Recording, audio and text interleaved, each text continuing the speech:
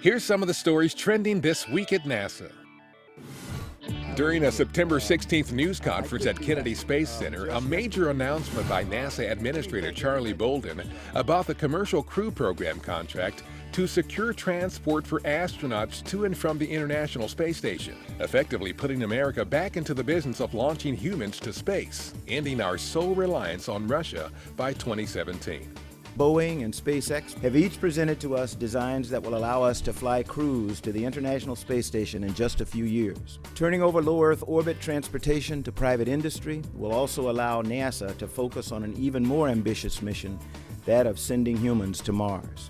Final pre-launch processing of the Boeing CST-100 and the SpaceX Crew Dragon spacecraft will take place at Florida's Kennedy Space Center, with launches of the vehicles happening at nearby Cape Canaveral Air Force Station.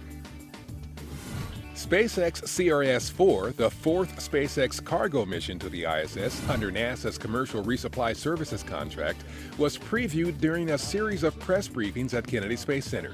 A planned September 20th launch of the company's Falcon 9 rocket and Dragon cargo spacecraft from Cape Canaveral Air Force Station will deliver more than 5,000 pounds of scientific experiments and supplies to the ISS, including an ISS Earth Science experiment and the station's first 3D printer.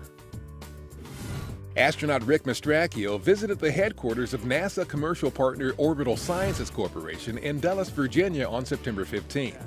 In addition to SpaceX, Orbital also conducts cargo missions to the ISS, including the company's first in January, while Mastracchio was a crew member aboard the orbiting laboratory. While at Orbital, Mastracchio shared some imagery from his time on orbit with employees and thanked them for their work during his mission.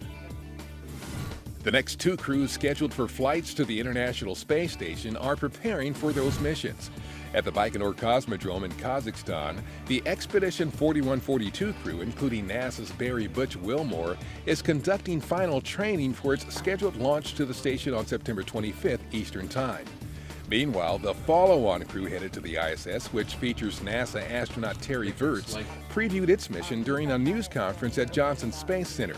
Expedition 4243 will launch to the station in late November.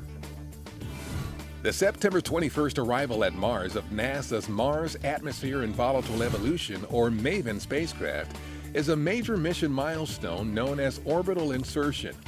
Once situated into its planned elliptical orbit around the red planet, MAVEN, the first spacecraft dedicated to exploring the upper atmosphere of Mars, will begin a one-year primary mission to investigate how the loss of atmospheric gases impacted the Martian climate through time.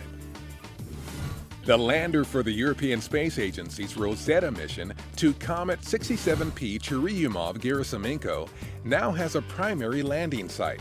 The lander, named Philae, will target Site J, an intriguing region on the comet that offers unique scientific potential and minimum risk to the lander compared to the other candidate sites.